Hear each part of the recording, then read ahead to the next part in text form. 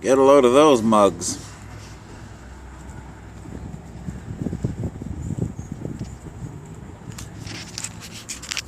What's up, Total Control 871?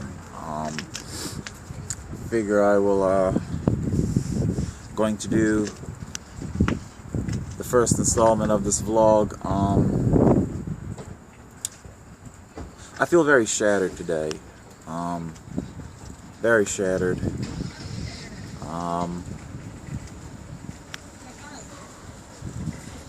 The court will not vacate the suspension or the points. However, that is just kind of the tip of the iceberg. I thought it was just a cruel April Fool's Day joke when somebody told me that Marco at the bike shop was no longer there. That's been confirmed as true. The best I can describe this to you is that it feels like a type of trinity has been broken up. Me, the black rider, the mechanic. You know, it's a rough transition. I kind of went through it when Daryl passed away. So, you know, the black rider was tentatively handed over into the hands of Marco. You know, there's apprehension, obviously, anxiety, because like I say, all the guys there at the shop are incredible, but, you know, when you work, you know, closely with one person, so, Beacon still has my full support and confidence. I do look forward to working with the mechanics there. I'm just going to need some time to process this. Also, I know, you know, I don't know if Marco watches the blog or not, but if you do, give me a call. Alright guys, I'm going to leave that there, and let's talk about these pictures. I know the title of the blog is rather ominous.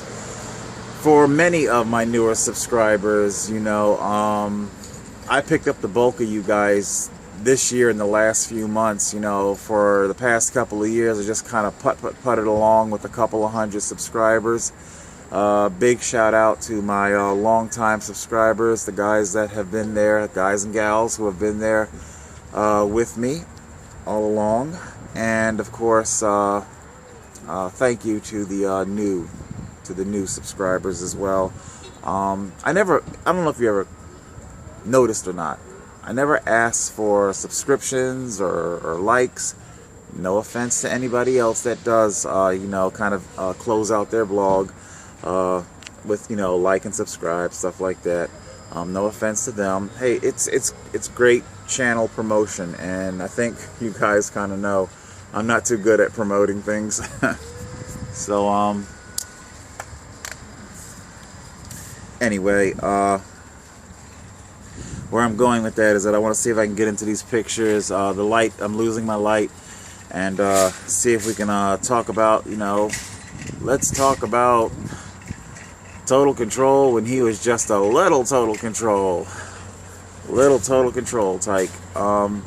When I was born, I was a 13-pound baby. The car seats, if you want to call it that, there was very little regulation. They looked almost identical to the kind of car seat that you'd buy your daughter for her baby dolls. You know, it was very thin, flimsy plastic. I don't know if any of you remember, it had like the metal square brace in the back, you know, the slanted back metal square brace, and it kind of popped out to lower the incline of the seat. Very little small thing, you know, and I was 13 pounds. You should have seen my ass, my gigantic ass, stuffed into this car seat that looked like it was for a baby doll. You know, it was just huge. I'm pointing that out because I do indeed want you guys to understand that I do suffer from a medical condition, hypogonadism type 2. I have a type of bony cyst on my pituitary gland. It causes the gland to atrophy. which then causes, because the pituitary gland, it's your master gland, it then causes the rest of your glands and system to not work quite so well. It's why, you know, I can go months without being a complete wolf, you know. Anyway, so let's take a look back at our picture. This is in Atlantic City. I won't say everybody's name, you know, I won't do any of that. I never know, some of my subscribers might be some people from the old school. You might even want to take note of how my sister, this is Jackie, and myself, this is why I don't like birthday parties. I don't like getting them, and I don't like going to them. The adults always find a way to make kids miserable in these things.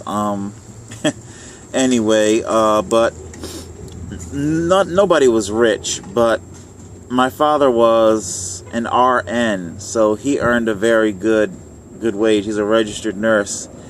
And there were others in the neighborhood who, I'll just say, were not quite as fortunate. Anyway, by the way, this bit of sidewalk back here, okay, you know, coming this way, believe it or not, this is where I believe I was granted the power of the Black Rider, shall we say.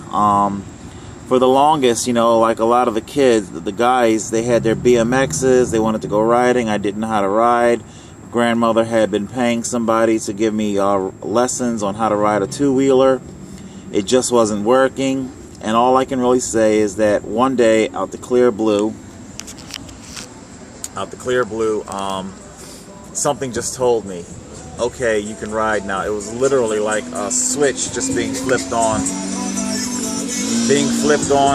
in my head, and that I rode down that sidewalk and made a right angle turn, and from that moment on I could ride a bike, but it wasn't until many years later I think I did something about brigantine and that's when I discovered that I was somewhat different. Anyway, so yeah, we had a little bit more money than maybe the rest of the kids. By the way, we went to Catholic school. We went to parochial school. So it was a paid education. Anyway, let's go on to our next picture. It's actually the same house, just the yard at a different angle. And yes, again, we're at somebody's birthday party. My sister, she was the ham. You guys might think I'm a ham, but she was definitely the ham. We would do our little dance routine because there was, you know, birthday parties had dance competitions along with the bobbing for the apple and all that jazz. And we used to work out our little routine and win the dance competition and whatnot. Yeah, I'm there in a two-piece suit. Again, it's how we were raised. It's not that we were terribly wealthy. It's just that, you know, that's how we were raised to be. And of course, you know, God bless the parents. Nobody was, none of the kids in the neighborhood were turned away. You know, and yes, we did come to understand that we were overdressed. I did not like going to birthday parties. I didn't get birthday parties. We tried it once. It was very awkward, and it was kind of then. I think I was in the, do I want to say, I was maybe 11 or 12, I don't know. It was just awkward. I had a collection of friends. It's just that when I would go to play with them, it was one-on-one. They didn't really care for each other. And I couldn't help but notice that has followed me into adulthood. I don't come from any one particular culture. That's why a lot of people will completely take me wrong today. I don't come from a particular culture. Alright, I'm not going to babble about this. So yeah, there you go. There's Jackie. That was the big maneuver, the pick up and spin around. Oh my God. Get a load. Get a load of me. What was it? So I came, I drank, I offended. This is a picture of me in a group home. It is a group home called Radiant Living. No, your eyes are not deceiving you. That is indeed a Toys R Us bag. And that was my obsession at the moment. It was a 1/24th scale die-cast model car. Like I said, I did indeed collect them. And that it's very, very, do you want to say ironic? That the toy collecting at the age, I had just turned 16 in that picture. The toy collecting was just simply too much for my father to bear. When I was about 14 or 15, he called social services and threw me out the house. It was because I was gay. As you can see, I'm pretty goofy looking here. What I also wanted to say, if I can, about our picture. Take note, I was not a fat child, so even though I was like 13 pounds, you know, I did not grow up, because I don't want to be unkind here, but we see the child, the elementary or you know, kindergarten or age child, and they are just monstrously heavy. I don't know if you guys have noticed my extremities. It tends to taper. I am long. I am gangly. I don't have the proverbial, they call it a pack of sausage or a pack of hot dogs on the back of your neck. In the big and tall clothing shops, they will sell watches with extra links in them because they can't get around some guy's wrists. I've never had that problem. The farther away from my center, I get thinner. It tapers. It's weird. I don't know if you guys are getting that, but it just kind of it tapers. That's just simply the way it was. It's the way the hormonal condition distributes the fat. Yes, I am aware I have a redonkulously triple fat stacked ass, and I fucking hate it from here till, man, Mother Nature just played one fucked up cruel joke on me, man. I'm not even transgender, man, and you know, I know I'm jumping ahead of the story here, but you know, back in my bar hopping days, the gay bar, and there'd be the transgenders, and they're at their section of the bar. I know, kind of weird, like the LGBT being segregative within the, anyway, and it was communicated back to me that they were viciously jealous of me, and I'm like, of what? Because I guess you could say I was jealous of them because they had strong, sinewy shoulders. Oh my God. I fucking hate my woman shoulders, man. My shoulders, they're rounded, they're, you know, it's good for cycling. I'll talk more about that in a minute, but, you know, for cutting through the wind, cycling when you're in the cycling position. But I fucking, because they had shoulders, man. They had biceps, arm, and so we just hated each other because we each had something that the other wanted. Anyway. Okay, let's move on. Yeah, Toys R Us, father hated me, I'm gay, I'm weird, I played with toys, he fucking hated me, put me in this group home. Her name's Judy. She was staff, and she was nice. Oh yeah, and I was pointing that out about my body. 16 years old. This is where young men should be taking on muscular frames, and we can see that the midsection is inflating. This is where, you know, puberty is failing me horribly here. So that would be a condition that I would learn decades later that I had. Yeah, hypogonadism type 2. All right, let's move on. I told you she was beautiful. This is before the mental breakdown. This is before the medication ravaged her body. I love my sister with all my heart. It breaks my heart to see what happened. I really wish to God I could have been the champion for her to stop the abuse. Like I say, the term mental illness, it is horrifically abused. It is not some enigmatic thing that is like cancer or Parkinson's disease that occurs for idiopathic reasons, no reasons, and then there's everybody with their cause, you know. We are suffering for the environment's doing it, the this, the that, GMOs, pollution. I'm not saying that they're wrong. What I'm saying is that my sister was brutalized by my father, and we saw what happened in the end result. This is also why I find it very difficult calling her. She isn't this bright and vibrant woman any longer. She's just a hollow shell. I mean, she talks, she communicates, she's alert. She just simply isn't the person that she once was. And I have a great deal of difficulty dealing with that.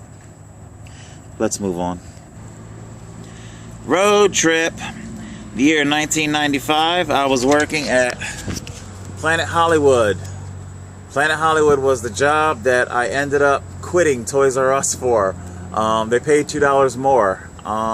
There's so much more I could say about Toys R Us and Planet Hollywood.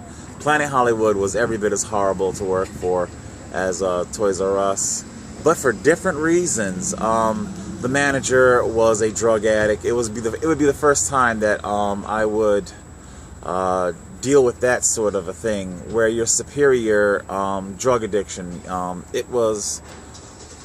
She dropped her cocaine vial in the women's stall, and it rolled over to the other lady's stall, and somebody had to give her cocaine vial back to her. There was just a whole lot of other issues, but anyway, terrible company to work for. I have no idea if any more even in existence anymore. Whatever. So that was... Anyway, so yeah, I get on the plane, you know. This is the airport. Oh my God, you federal investigators are probably losing your fucking mind. Oh my God, he went to an airport? Yes, God damn it, I went to an airport. This is Detroit, whatever airport, whatever they call themselves. Cliche picture out the window. Would you like to ride in my beautiful balloon? Nightmare house. This is where my sister was made to suffer. It's on Quincy Street in Detroit, next to Joy Road or whatnot. This house is completely dilapidated. It's one of the many duplexes that populate throughout Detroit. This house was being rented by my father, who at that point was more than full-time employed. He was working between 12 and 16-hour shifts at 2 different nursing homes. He was a supervisor at one of the nursing homes. This man made a fuckload of money. I never realized it at the time when I was a kid, but looking back, there was absolutely no reason why he had my sister and I living in such deplorable conditions.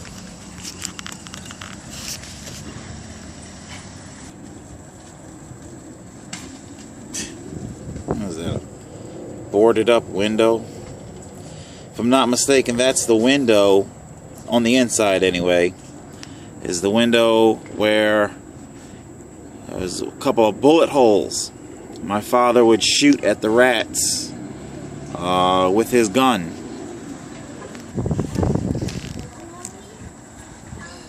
My room was right back here with the little thin tree growing in front of it. I used to watch the squirrels outside of my window. 3 bedrooms each floor, 6 bedrooms total. Like I said, this place was a complete shithole. You know, I have no idea the particulars of renting. Was it a lease?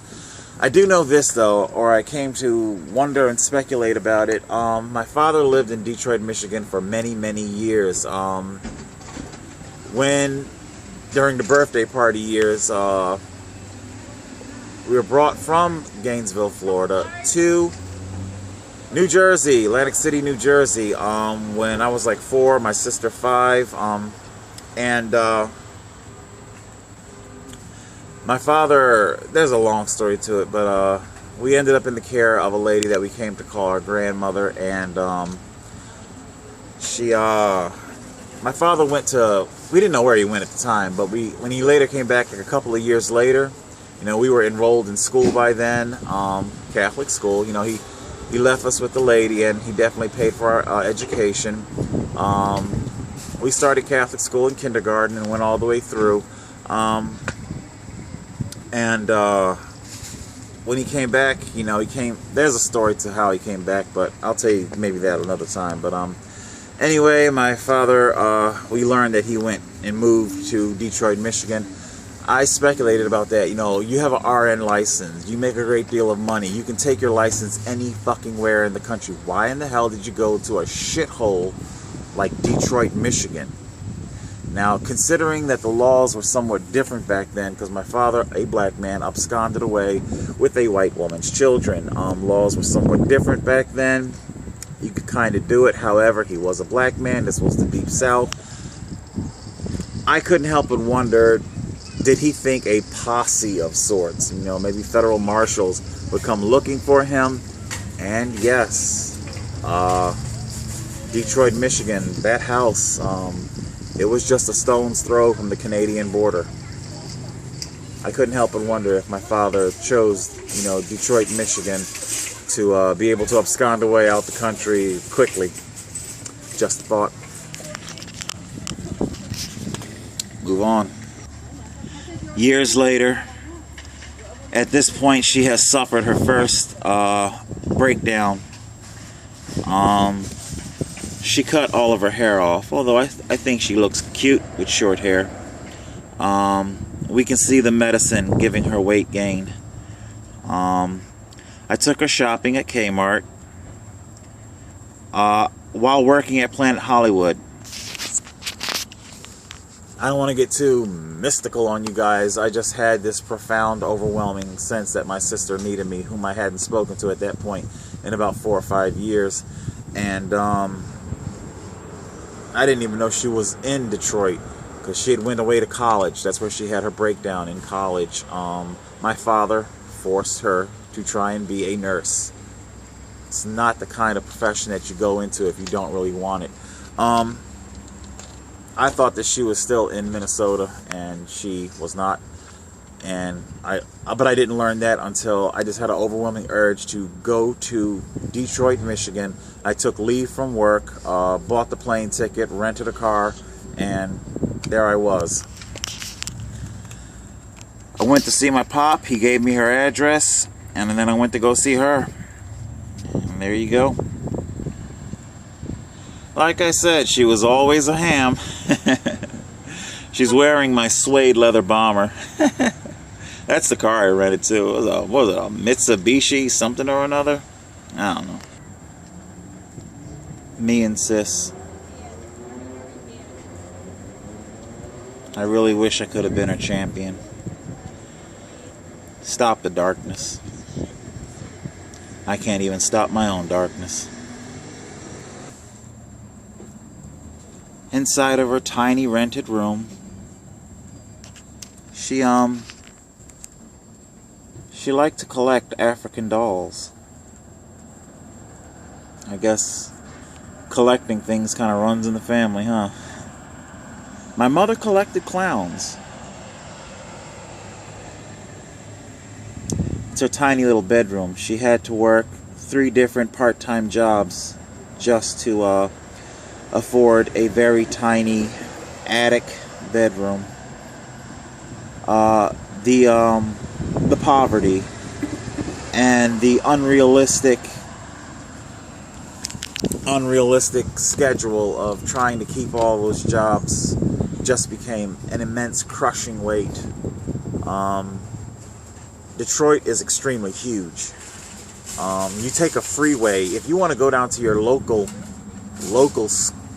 corner store, it's not uncommon to get into one of the freeway service drives and go tearing down the freeway at 50, 60 miles an hour. Meaning catching a bus, to go to these different jobs. So much time was eaten up in transit. There wasn't proper sleep. Monumental stress, which just simply gave rise to even more psychological breaks.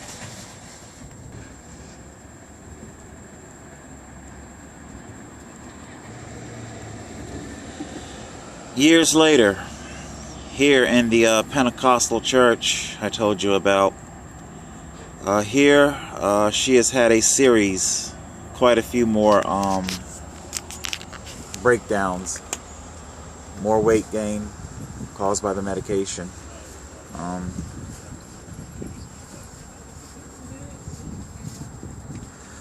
The family, as I stated, very predatory. They just simply saw her as a means to an end.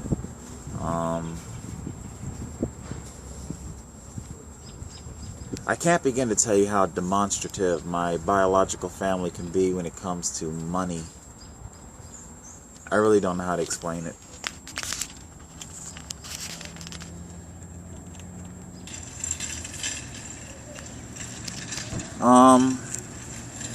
This is in an apartment that I had rented with the person taking the picture.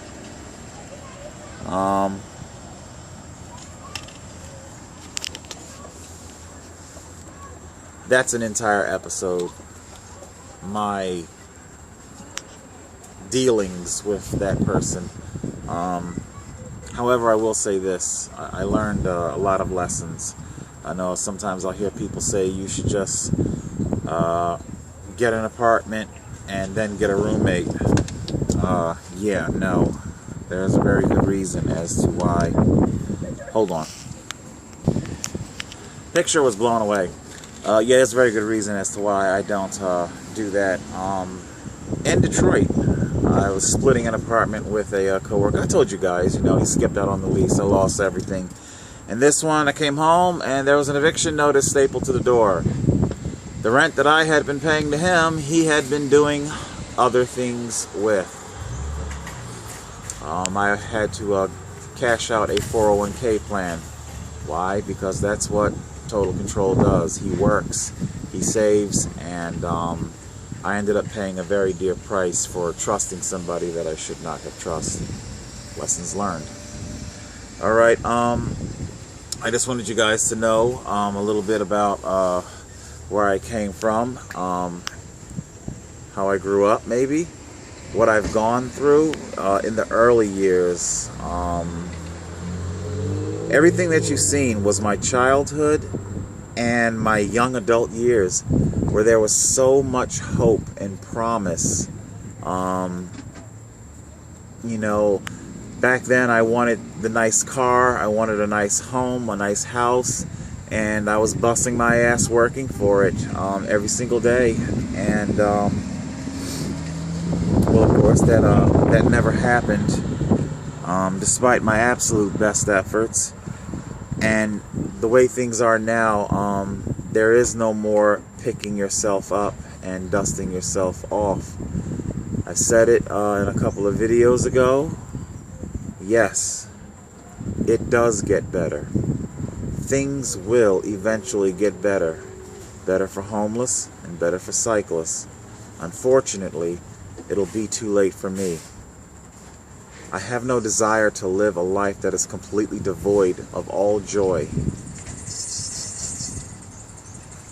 what the police are doing to me, pushing me to the brink of suicide. It is my only option. I understand my choices. I can live a life without my rights. I can live a life locked in a box, completely unable to go anywhere because rent took everything. So I understand my options and I make my choices. I'd rather die on the open road at my own hand. Suicide. That is why this is the very first installment of Sober Suicide. For some of you newer guys, it is called Sober Suicide because I want to convey to you that it is not being done hyperbolic, manic, crazed, and definitely without any kind of intoxicants whatsoever. It is a very, it is a carefully measured decision that I have been forced into doing. Things will not get better in my lifetime, so I choose to end my lifetime. For now, the appeals process, I will do my best to continue them on. Like I said, I'm feeling very shattered and devastated about a lot of things. So this is long as hell. I'm about to turn the camera around. Hopefully it hasn't cut off on me. Alright guys, that's it. Total Control 871. Yay, I made it. It didn't cut me off.